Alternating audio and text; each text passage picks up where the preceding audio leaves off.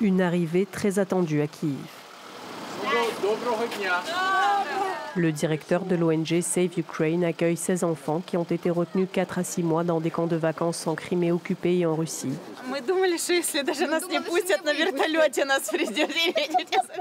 L'ONG a organisé le trajet pour que leurs parents puissent aller les récupérer. C'est une telle émotion. On manque de mots pour décrire ce que l'on ressent. Après un périple de 13 jours et 2 refus de sortie à des postes frontières russes, nous laissons ces familles à leur retrouvailles. Доброго ранку всім.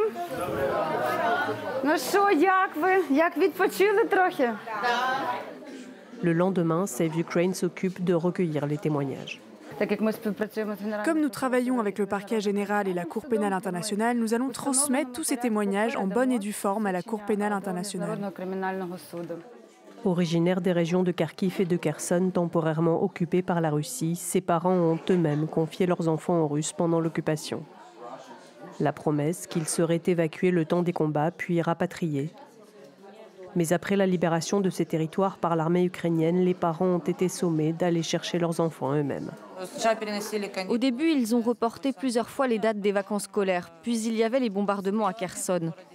Puis on nous a coupé le courant, l'eau et le chauffage.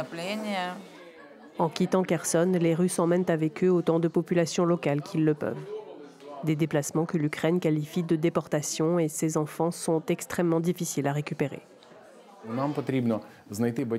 Nous devons d'abord trouver les parents qui cherchent leurs enfants, puis trouver les enfants eux-mêmes, car une partie des parents ne savent pas où ils sont.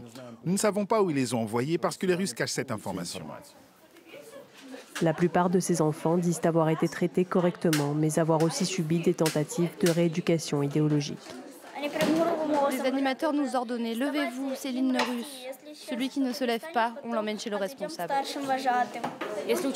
Ils nous disaient que si on refusait d'étudier et d'obtenir un passeport russe, ils nous enverraient à l'orphelinat.